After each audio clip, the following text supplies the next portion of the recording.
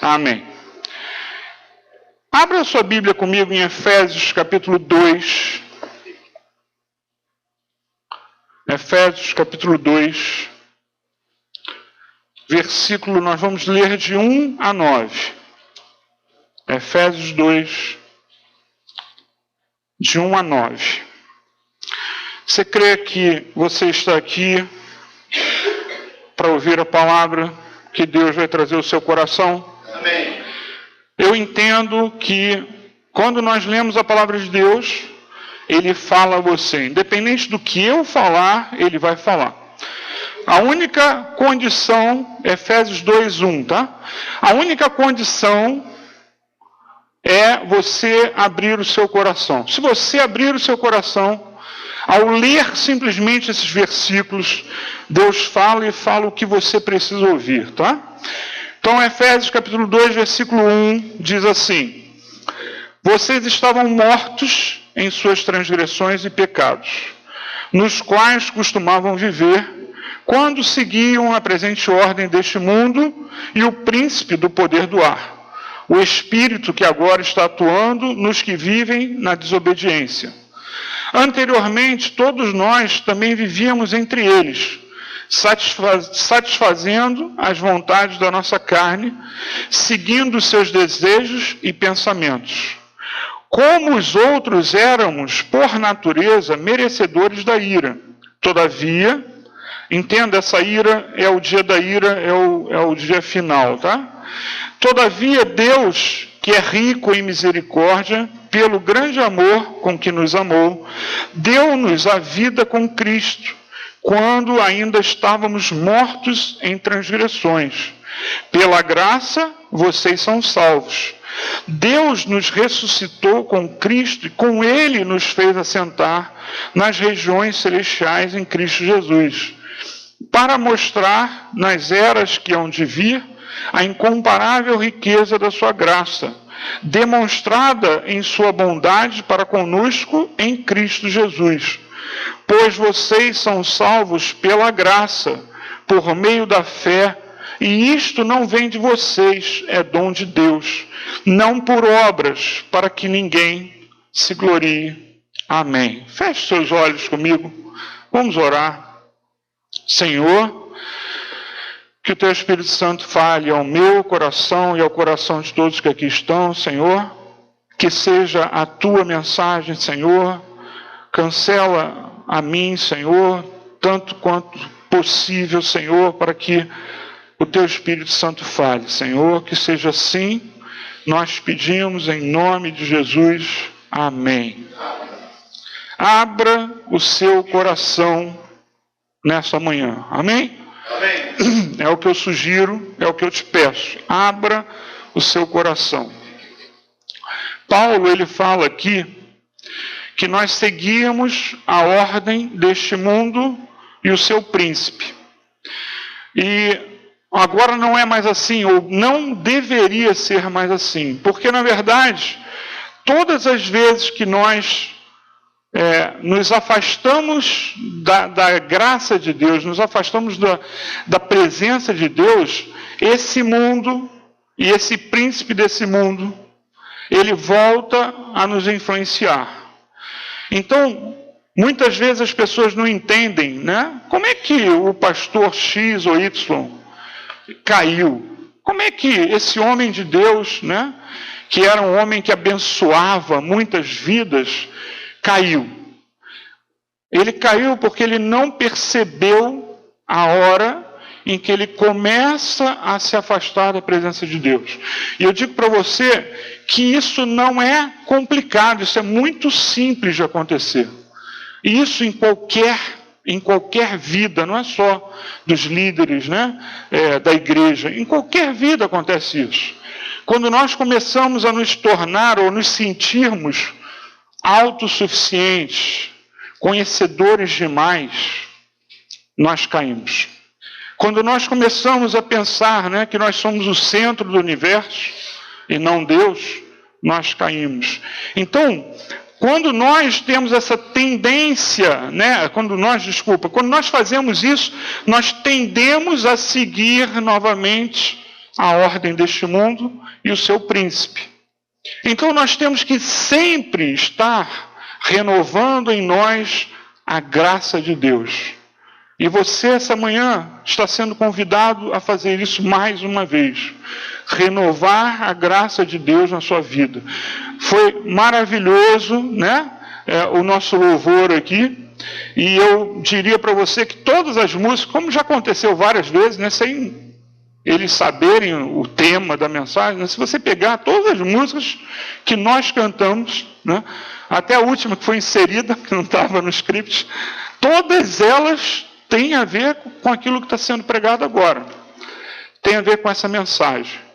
Sabe, nós antes vivíamos satisfazendo as nossas vontades, é o que Paulo fala aqui nesse texto, né? As vontades da nossa carne, os nossos desejos e pensamentos. E aí nós precisamos entender que não é para nós buscarmos essas coisas. Porque hoje nós vivemos na graça, nós temos que justamente mudar o nosso modo de pensar. Se antes nós vivíamos satisfazendo as vontades da nossa carne, as vontades, os nossos desejos e os nossos pensamentos, aquilo que nós pensávamos, hoje a gente tem que ter uma transformação. Porque essa é a armadilha, continuar da mesma forma. Nós não continuamos da mesma forma. Não continuamos da mesma forma, mas essa mudança não pode ser de fora para dentro.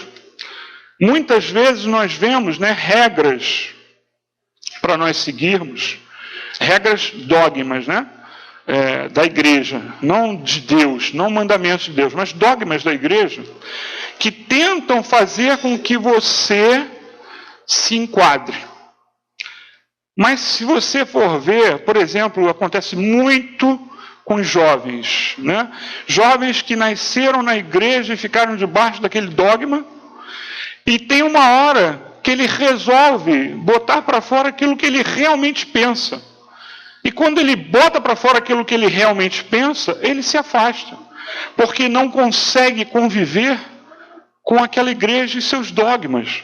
Então, o que tem que acontecer é a mudança daquilo que nós pensamos. A mudança do que nós queremos fazer.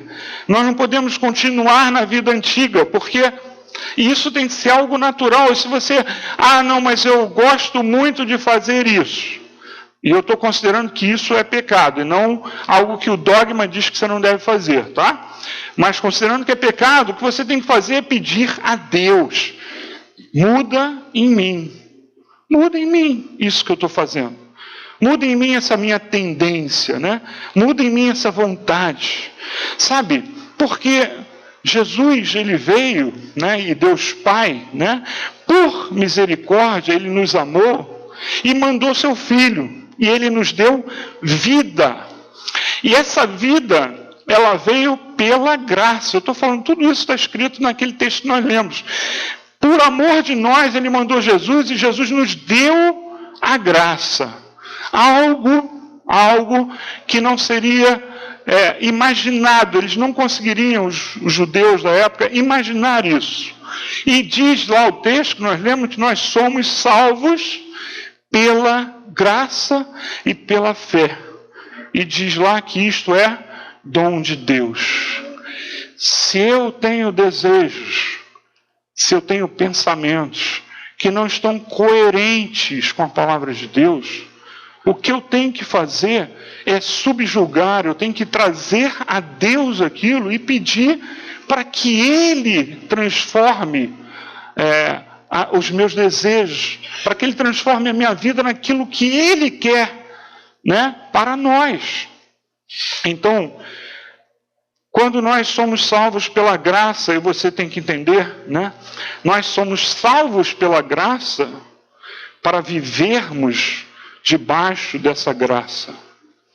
A graça não é só um presente que você recebe e acabou. Você chegou e declarou que crê em Jesus Cristo como seu Senhor e Salvador. E ali findou. Não. Agora começa uma nova vida. Agora começa a graça atuando em você. Agora começa uma transformação. A gente vê, por exemplo, evangélicos de 30 anos que ainda é invejoso. A gente vê evangélicos de 30 anos na igreja, que eu digo, não de idade, mas de tempo na igreja, e você vê a pessoa ainda é gananciosa, ainda é invejosa, Isso é um absurdo. Não poderia acontecer, mas eu entendo que cada um tem o seu tempo de amadurecimento. Eu entendo isso. Mas nunca pode parar de buscar esse amadurecimento. Nunca pode parar de buscar que essa graça invada a sua vida e de uma forma transformadora. Nós precisamos buscar, porque pela graça nós somos salvos, mas temos que estar inseridos nessa graça. Amém? Amém. Então nós temos, e esse é o problema, que nos manter nessa graça. Nós precisamos nos alimentar espiritualmente.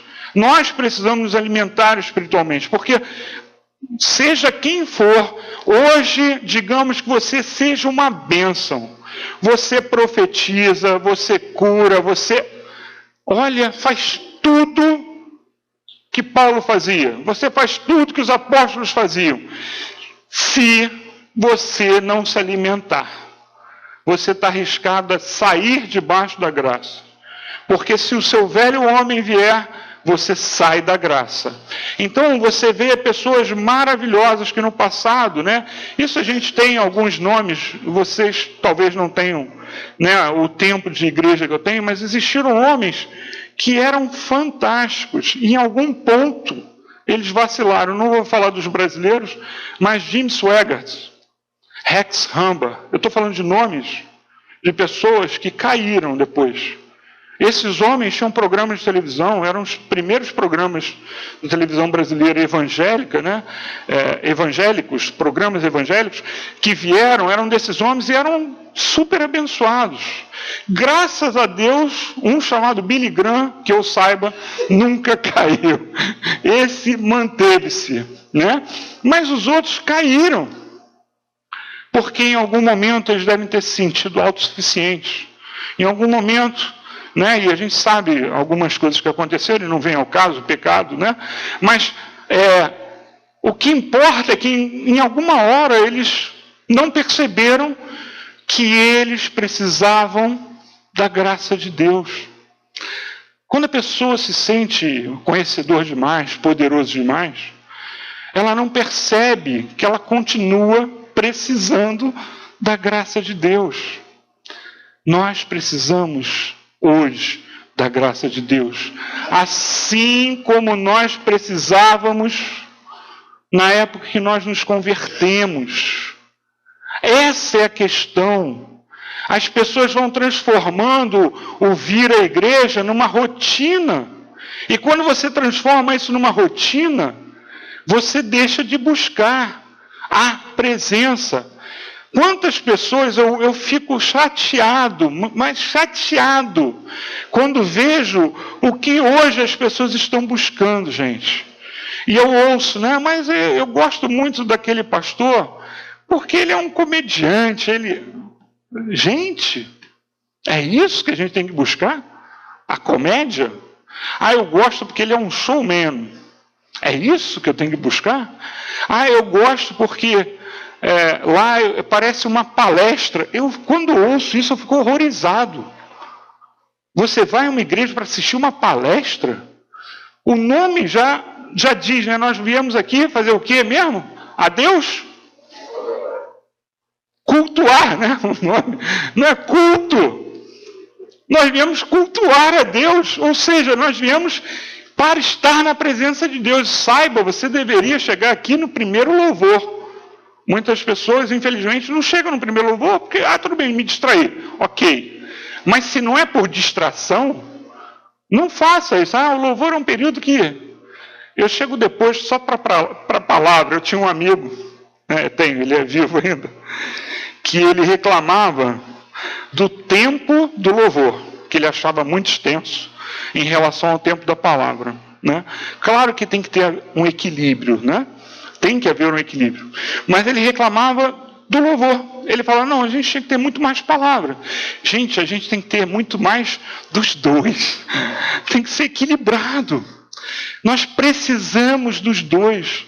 Nós precisamos buscar a presença de Deus no louvor. Você tem que esquecer quem está do teu lado e cultuar a Deus. É assim que nós somos renovados. Amém? Então, nós precisamos alimentar a nossa fé para que a fé e a graça sejam atuantes em nós. É assim que nós temos que fazer, né? Aí você poderia perguntar, por que se alimentar, se nós lemos aqui, Paulo falou que é um dom de Deus. Como nós acabamos de ler, a graça é um dom de Deus. Mas por que se alimentar? Aí Paulo recomenda a Timóteo, nós vamos ler o texto, exatamente isso, que ele se alimente, né? Por isso, né? Não há dúvida de que, apesar de ser um dom, precisa ser buscado. A graça de Deus precisa ser buscada. Porque ele chega para Timóteo e fala assim, ó, fortifique-se. 2 Timóteo, eu vou ler só expressamente, né, só o versículo que fala isso, tá? 2 Timóteo 2:1. Abra comigo 2 Timóteo, capítulo 2, versículo 1. Opa, eu acho que eu anotei errado. Ah, não, 2:1. Eu li no capítulo errado. Diz assim, ó. Portanto, ele está falando para Timóteo. Você, meu filho, filho na fé, fortifique-se na graça que há em Cristo Jesus. Vou ler de novo. Portanto, você, meu filho, fortifique-se na graça que há em Cristo Jesus. A graça é um dom, mas você tem que se fortificar nela. Porque a graça não é um instante, não é um poder que você recebe e não precisa renovar. É uma vida. A graça, ela é uma condição de vida. É um estado de espírito, né? Você já ouviu falar, ele está em estado de graça? Você já ouviu essa expressão, né? Os seres humanos usam, as pessoas seculares usam isso, mas realmente é um estado de espírito. A graça é um modo de vida, a graça. E nós precisamos nos fortificar nela. 1 Coríntios 15, abra comigo. Por favor, 1 Coríntios 15. Nós vamos ler alguns versículos e eu vou pular. Nós vamos começar no versículo 1, 1 Coríntios 15, verso 1. Acharam? Diz assim, irmãos, quero lembrar-lhes o evangelho que lhes preguei, o qual vocês receberam e no qual estão firmes. Versículo 2. Por meio desse evangelho vocês são salvos, desde que se apeguem firmemente à palavra que lhes preguei. Caso contrário, vocês têm crido em vão. Pula para o 8 agora. Depois destes, apareceu também a mim como a um que nasceu fora de tempo. Ele está falando de Jesus, né? E Jesus aparecendo para os apóstolos. Pois sou o menor, versículo 9. Pois sou o menor dos apóstolos e nem sequer mereço ser chamado apóstolo, porque persegui a igreja de Deus. Versículo 10. Mas pela graça de Deus sou o que sou, e sua graça comigo não foi inútil. Antes trabalhei mais do que todos eles, contudo, não eu, mas a graça de Deus comigo. Eu fiz questão, né, de trazer esse versículo para você entender que Paulo fala dele viver na graça e a graça fazer algo por ele. Como isso, né? A graça de Deus comigo executou algo, diz Paulo, né? Porque foi ela que operou o que ele alcançou, a graça de Deus. Você estar debaixo da graça é você estar debaixo da proteção do poder de Deus, porque você só obtém graça pela presença de Deus em você. na sua vida. Então, a graça de Deus é que executou isso que Paulo está dizendo, né? A graça impulsionou ele e a graça o ajudou. O que é na nossa vida? O que nos impulsiona?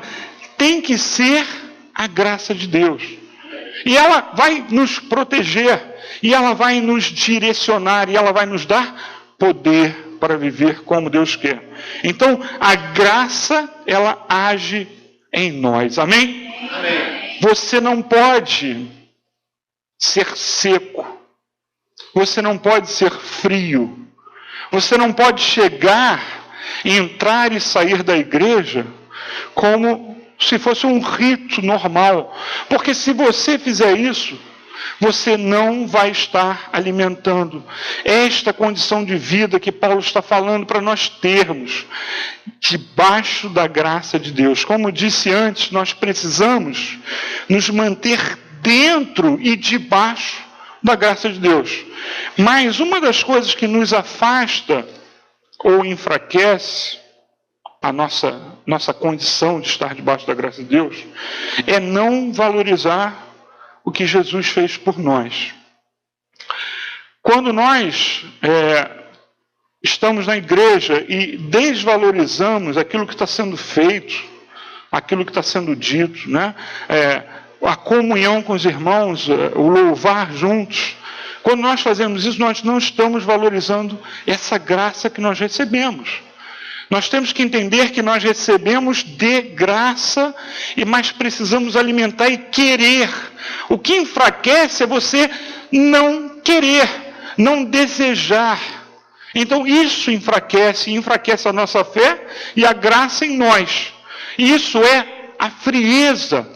Quando você chega e se torna frio, quando aquilo vira uma rotina, quando chegar na igreja vira uma rotina, quando você não pensa, você senta, ouve, né, a palavra como se fosse uma palestra, e não é, porque a palavra de Deus, se não está mexendo com o seu coração e com a sua mente, ela vira uma palestra. A palestra, qual é a diferença da palestra para um culto? A palestra você ouve, né? E não tem o agente Espírito Santo fazendo nada.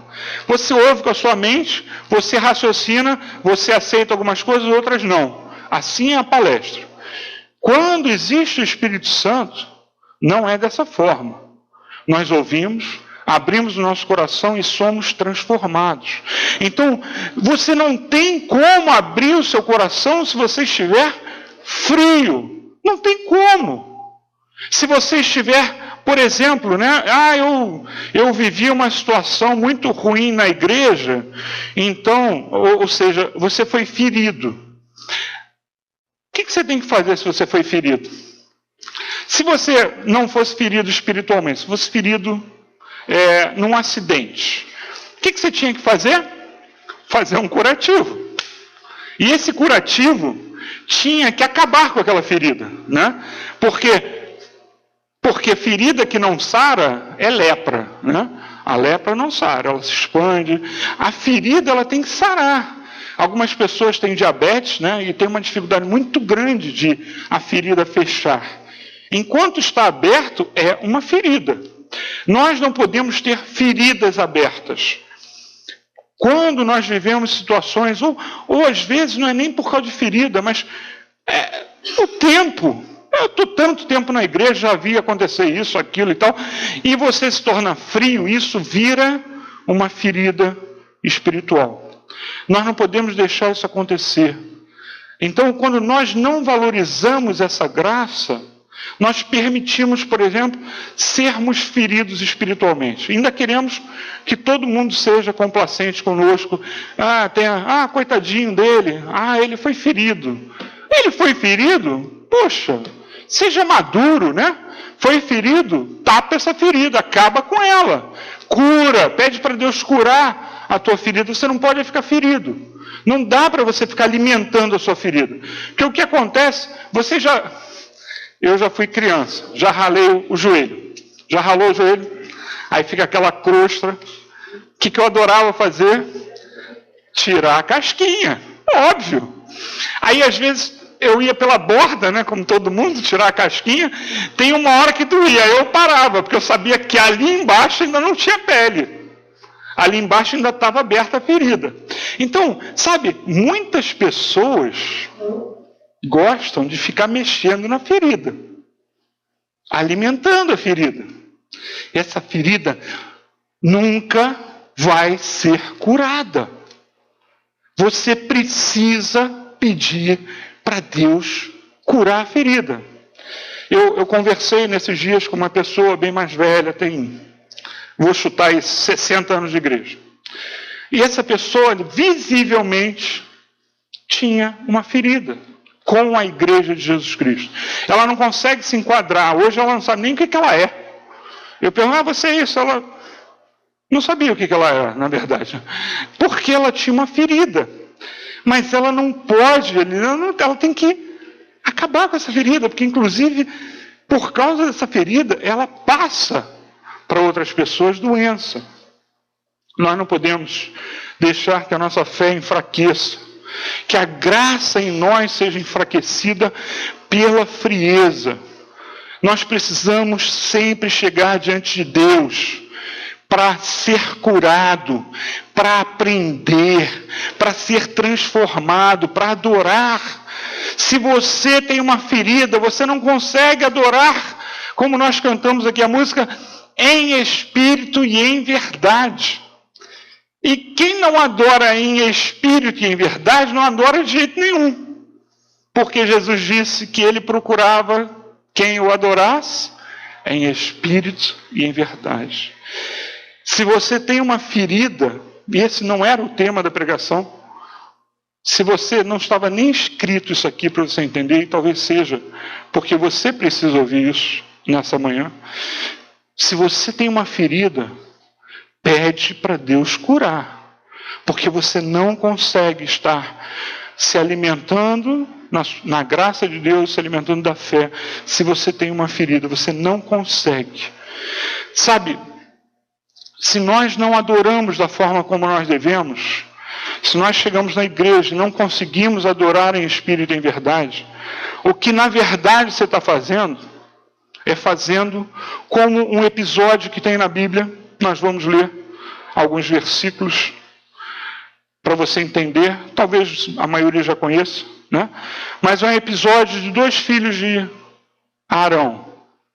Só de eu falar isso, quem sabe do que eu estou falando? Dos 2 filhos de Arão. 3 pessoas, 4, 5, 6. Esses 2 filhos de Arão, que eles iam ser consagrados, Arão tinha 4 filhos. Os 4 iam ser consagrados a sacerdotes. Existe uma parte da Bíblia que parece que eles já eram, mas eu li, eles não tinham sido ainda, no Novo Testamento tem escrito isso, eles não tinham ainda sido consagrados a sacerdotes nessa hora. Eles vieram de uma maneira, olha o que eu quero dizer para você, olha para mim, displicente perante Deus. O relato que nós vamos ler, não dá para você definir o que é o tal do fogo profano, tá? Mas, de uma forma ou de outra, se ele pegou material impuro, incenso impuro, porque diz lá que ele acrescentou, né? Se ele, uma coisa é certa, diz que ele não estava autorizado a fazer, né? Então, porque você ouve várias pregações sobre isso, por isso que eu estou explicando para você.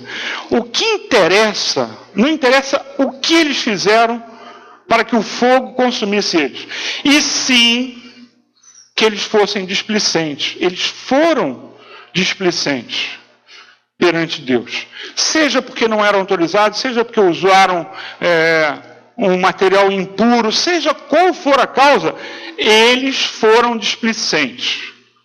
Nós não podemos ser displicentes diante de Deus. Porque se nós formos displicentes, nós não vamos receber o benefício de estar na presença de Deus. Então eu quero que você abra comigo Levítico. Está lá no início da Bíblia. Levítico, capítulo 9.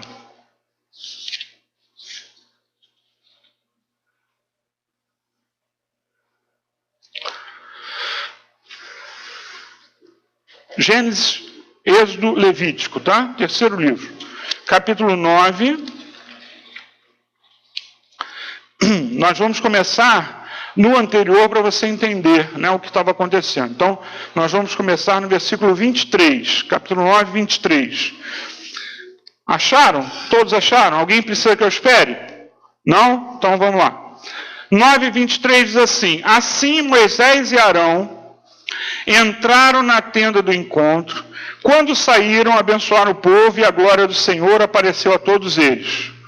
Saiu fogo da presença do Senhor e consumiu o holocausto e as porções de gordura sobre o altar. E quando todo o povo viu isso, gritou de alegria e prostrou-se rosto em terra. Olha para mim um instante. Algumas pessoas dizem que isso que aconteceu incentivou eles a querer repetir, tá?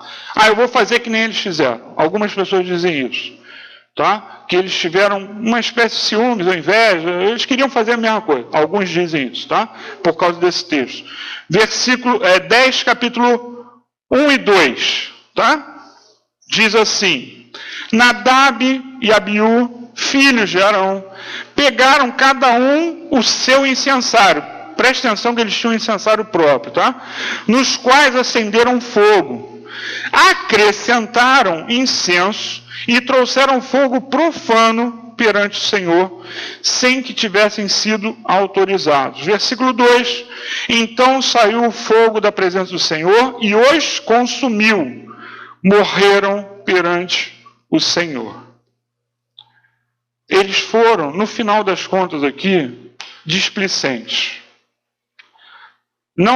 Provavelmente não acontecerá isso conosco. Se você for displicente, não vai sair fogo do céu para nos consumir, mesmo porque senão nem existiria, né, as igrejas que existem hoje.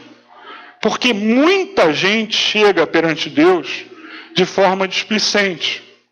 Hoje nós estávamos falando sobre a ceia, que vai ser na semana que vem.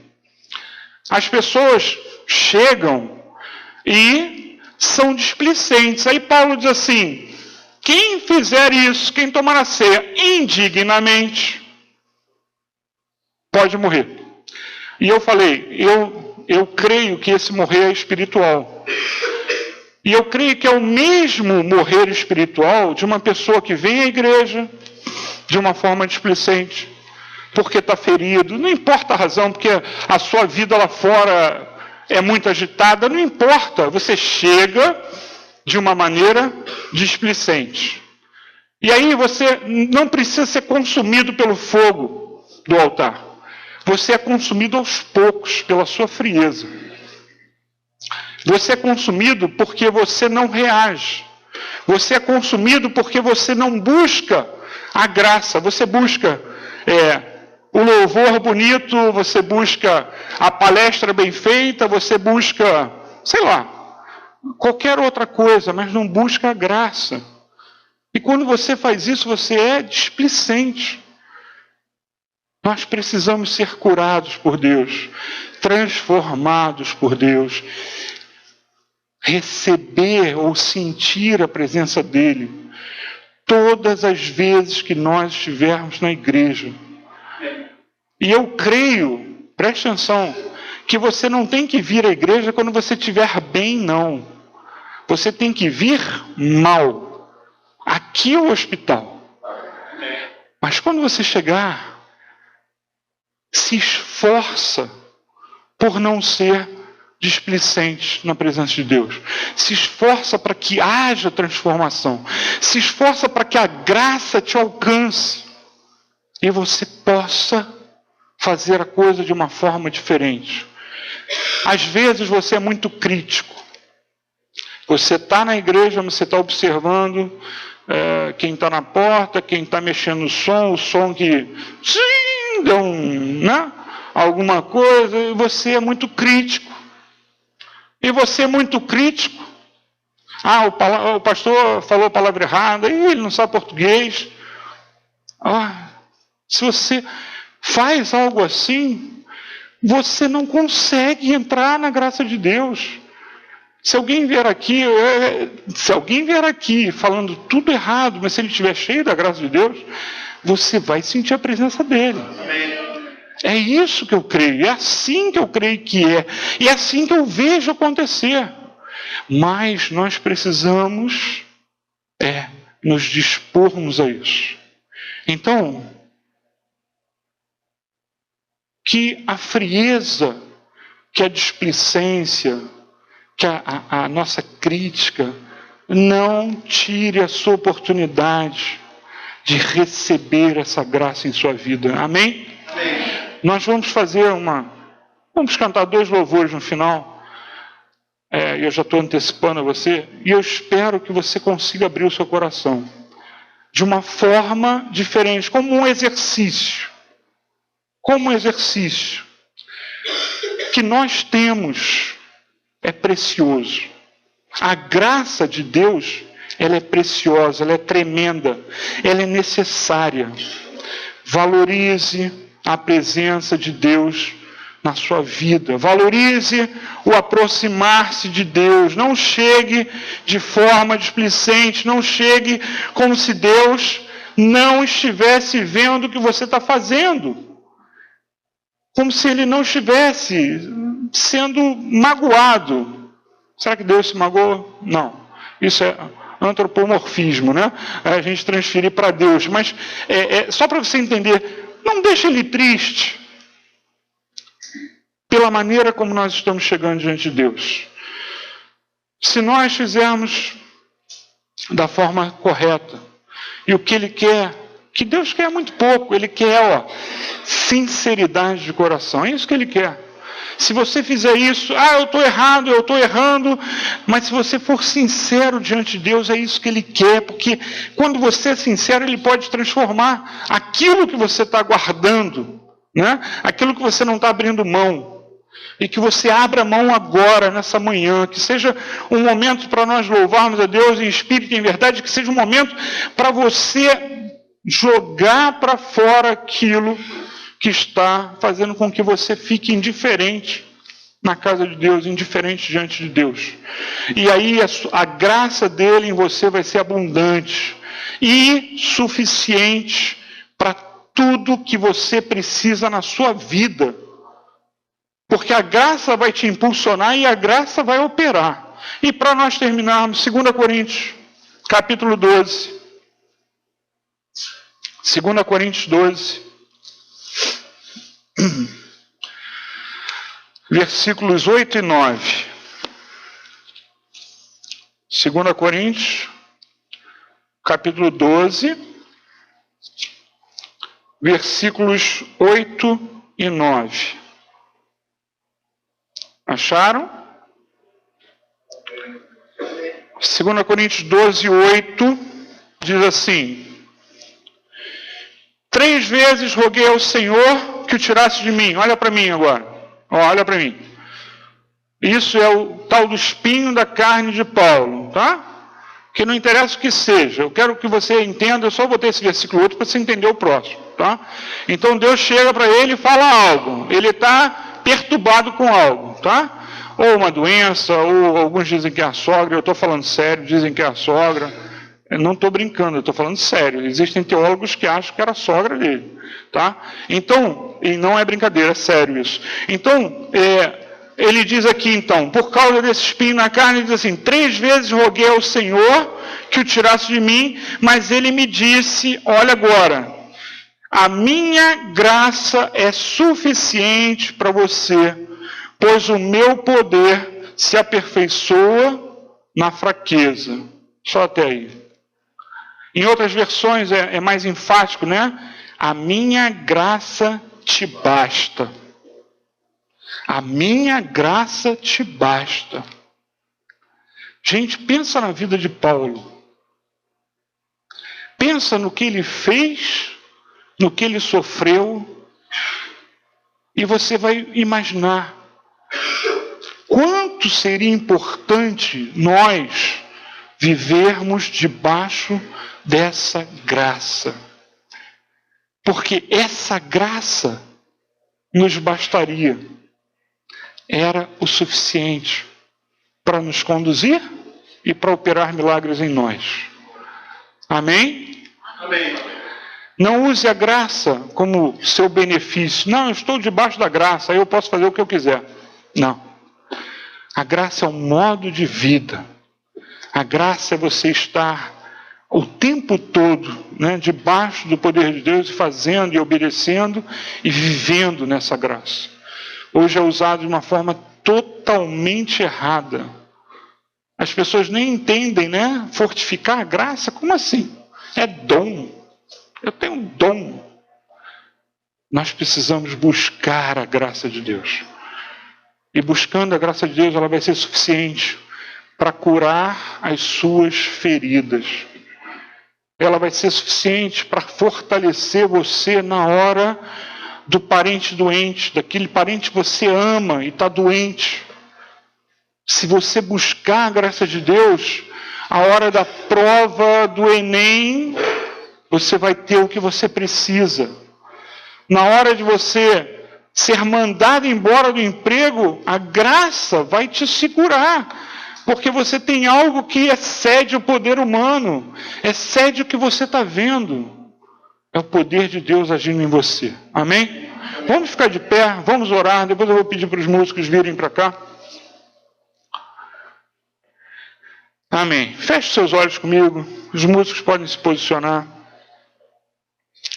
Feche seus olhos agora, esquece que está em volta, esquece tudo. Pensa naquilo que foi falado, não pelas minhas palavras, mas pelo Espírito Santo ao seu coração. Pensa se Ele mostrou a você alguma coisa que você ainda tem como ferida no seu coração. Relacionamentos dentro da igreja, relacionamentos com parentes. Pensa agora em se livrar dessas coisas e ser livre para buscar a Deus e a graça dEle, e a graça dEle operar em você. Em nome de Jesus, nós vamos orar agora. Pai amado, nós pedimos, Senhor, que a Tua graça nos inunde, Pai. Que a Tua graça preencha, Senhor, a nossa vida completamente, Pai. Que não sejam, Senhor, os nossos pensamentos, os nossos desejos carnais, Senhor, mas que a Tua graça, Senhor, nos conduza às coisas do alto, Senhor. Nós te pedimos, Senhor, venha com Teu Espírito Santo, Pai, e nos mostra, Senhor. Em nome de Jesus, Pai. Eu te peço que nenhum coração agora fique, ó Pai, indiferente. Que ninguém fique frio. Que ninguém fique à parte, Senhor. Que ninguém consiga ficar à parte, Senhor.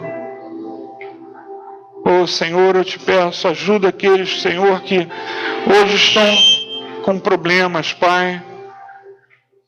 Que hoje estão com problemas para que haja, Senhor, a Tua graça invadindo os corações. Eu vou pedir para todos ficarem de olhos fechados e cabeças baixas, até o pessoal do louvor. E eu vou perguntar a você, se você chegou aqui na igreja com algo que o Espírito Santo agora tocou o seu coração, que está dificultando, todos os olhos fechados, cabeça baixa, eu vou pedir para você levantar a sua mão em nome de Jesus. Amém, amém, amém, amém, amém, amém. Mais alguém precisa? Amém. Pode abaixar quem já levantou. Mais alguém precisa? Você está sem ninguém vendo, olhos fechados todos. Amém. Senhor, Tu sabes aquilo que está atrapalhando, Senhor, aquilo que está impedindo a Tua graça de atuar de uma forma diferente, Pai. Oh, Senhor, que agora todos possam adorar a Ti, Senhor. Que todos possam, Senhor, em nome de Jesus, Pai, receber de Ti, Senhor, uma ministração especial, Pai. É o que eu te peço, em nome de Jesus. Amém. Amém. Vamos louvar o nosso Deus. Amém. Agora. Amém.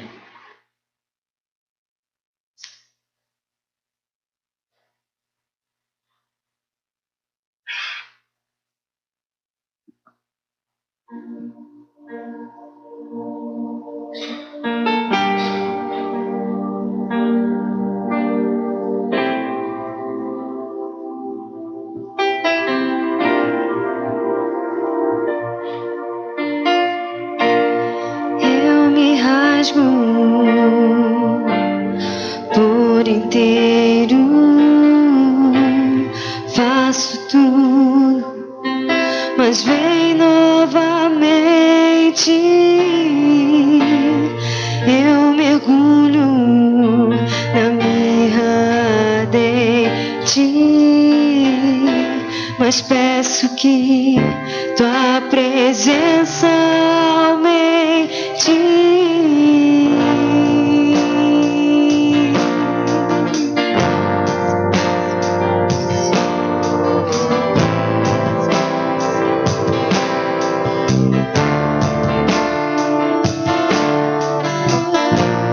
Eu me rasgo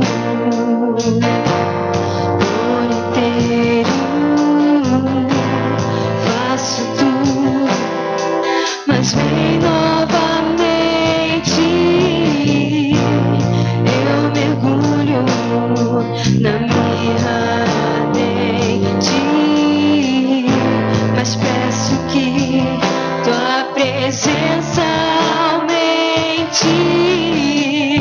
E se eu passar pelo fogo, não temerei, na tua fumaça de glória eu entrarei, longe dos santos, não sei mais viver.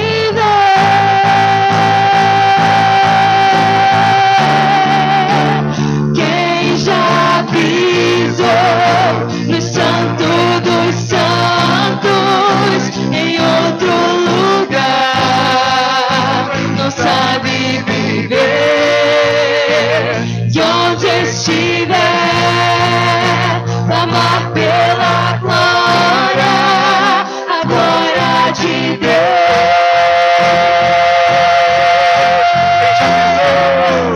Quem já pisou no santo dos santos, em outro lugar, não sabe viver. E onde estiver, clamar pela glória, a glória de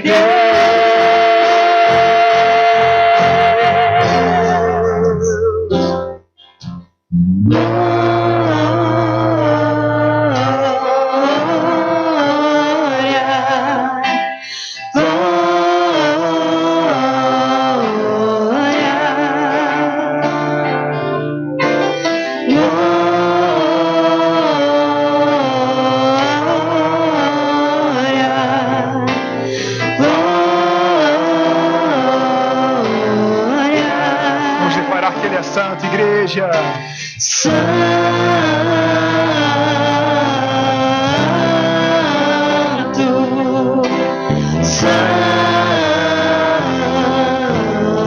Feche teus olhos, erga tuas mãos, tua voz e diga: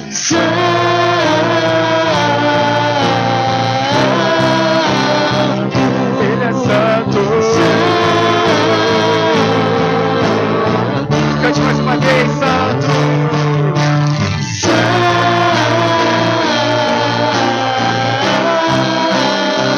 Só tu és santo, Senhor.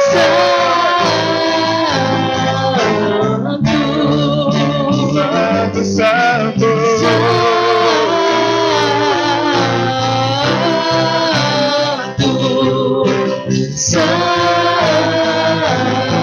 Quem já pisou? Quem já pisou no santo dos santos, em outro lugar, não sabe viver. E onde estiver, clamar pela glória, a glória de Deus.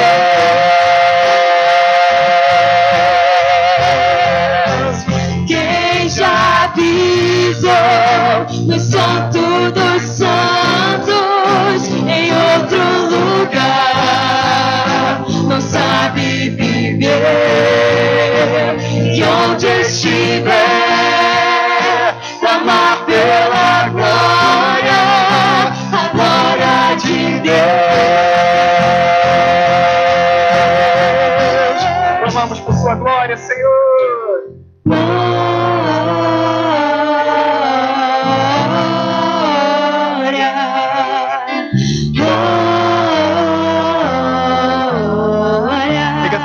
Erga tuas mãos aos céus e diga glória.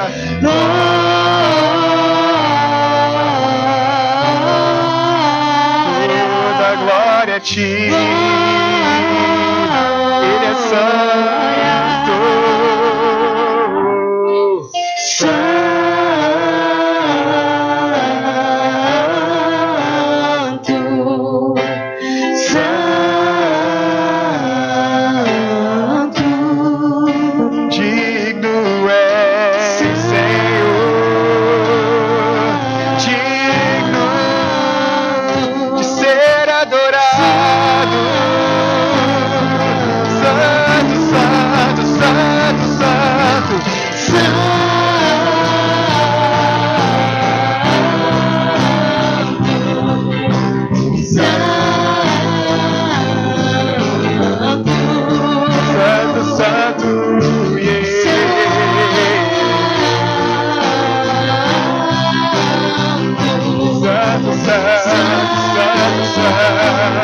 Mais uma vez, santo, diga, declare ele, santo. Santo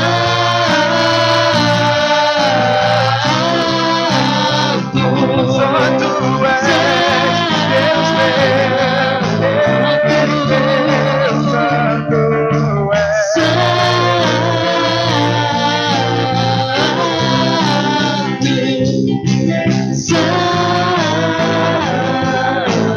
Quem já pisou? Quem já pisou no Santo dos Santos em outro lugar não sabe viver. De onde estiver, clamar pela glória, a glória de Deus.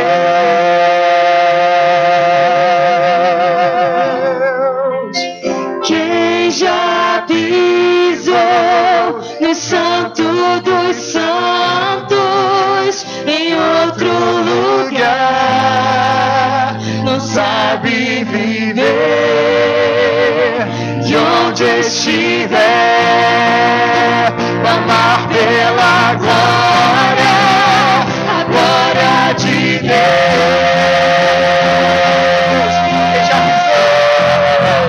Quem já pisou no Santo dos Santos em outro lugar não sabe viver. De onde estiver, clamar pela glória, a glória de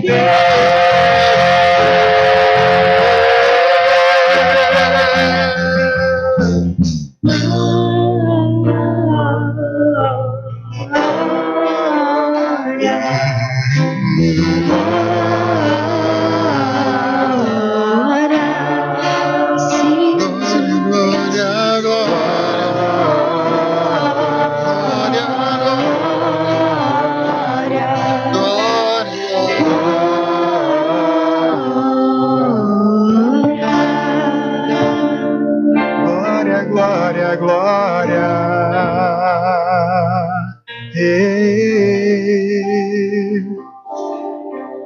Glórias a ti, Senhor. Você pode aplaudir a Ele. Aleluia, Senhor. Aleluia, Pai. Sejas engrandecido, Pai. Amém. Eu espero que o Espírito Santo tenha trabalhado seu coração. Amém. Que você saia daqui livre daquilo que te impedia, que você consiga todas as vezes entrar na presença de Deus. Vamos orar. Senhor, obrigado por tudo, Senhor. Nos leva, Senhor, na Tua graça, nos mantém na Tua graça, nos traz na Tua graça, Senhor. Ó Pai amado, esteja conosco, Senhor, em todos os momentos da nossa vida, Pai. Obrigado por tudo, Senhor.